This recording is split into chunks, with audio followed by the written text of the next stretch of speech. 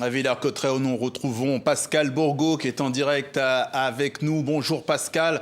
Avant de vous laisser avec votre invité Barbara Cassin, co-commissaire de cette Cité internationale de la langue française, un mot de l'atmosphère qu'il y a autour de cette inauguration. Quelle est-elle ? Eh bien, l'atmosphère très cérémoniale, vous l'avez vu, mais maintenant, c'est place à la fête. Le président Macron profite d'un moment avec ses 500 invités, parmi lesquels il y a des représentants de la francophonie, des ministres, des élus locaux, des artistes et bien sûr aussi mon invité qui est à mes côtés, Barbara Cassin. Merci d'être avec nous. Vous êtes co-commissaire de cette Cité internationale de la langue française. Vous avez écrit un livre, le livre d'une langue. Vous êtes philologue, philosophe et académicienne. C'est un grand moment pour vous. J'imagine que vous êtes soulagée et fière. Oui, je suis très heureuse. Je trouve que ça se passe très bien. Je trouve que c'est beau ce qu'on a fait. Donc et j'ai l'impression que les gens le voient. Donc voilà, ça me fait plaisir.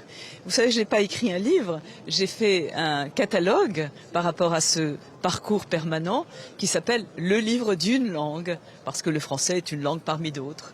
Alors il fallait de l'audace quand même pour faire un parcours permanent, musée, on ne dit pas musée mais parcours permanent, dédié à la langue française. Alors c'est unique dans le monde, il y a 2 pays qui s'y sont risqués, l'Italie et le Brésil, et puis vous l'avez fait. Comment vous avez conçu ce parcours ? On l'a conçu de manière très collective, en 3 temps. Le premier temps, c'est une langue monde. Le français se diffracte, c'est du français et ça c'est très bien.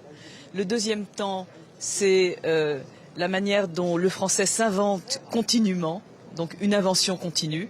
Ça n'arrête pas de s'inventer, justement parce que c'est une langue monde. Et le troisième temps, c'est la manière dont le français est une affaire d'État. Et c'est ça qu'on a vu aujourd'hui. On a vu le discours du président de la République qui montrait à quel point, d'abord, toute langue est politique et le français éminemment. Donc c'est une langue éminemment politique, à la fois depuis l'ordonnance de Villers-Cotterêts jusqu'à la loi Toubon, en passant par la langue de la République et le français, c'est dans notre Constitution. Et c'est une langue ouverte. C'est ça qui m'a paru si intéressant dans le discours du président de la République, c'est que ce n'est pas du tout une citadelle assiégée par l'anglais, pas du tout. C'est une langue, c'est une cité ouverte.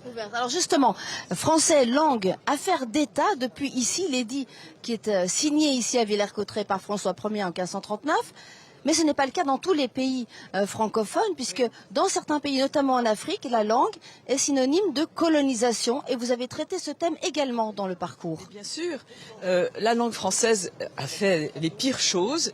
La langue française, les Français, la France a fait les pires choses et aussi de bonnes choses en français. Et donc,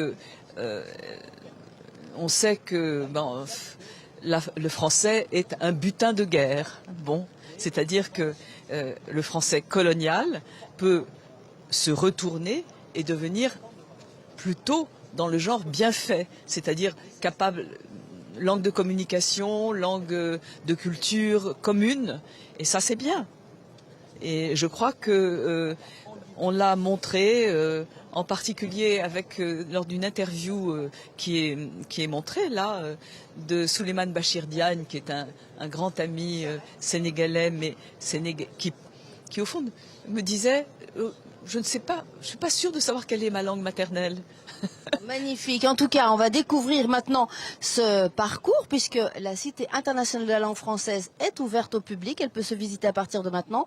C'est aussi des spectacles, une programmation très riche. Et puis, on va surtout vous laisser profiter de ce moment avec les invités du président Emmanuel Macron. Merci d'avoir été avec nous. Merci.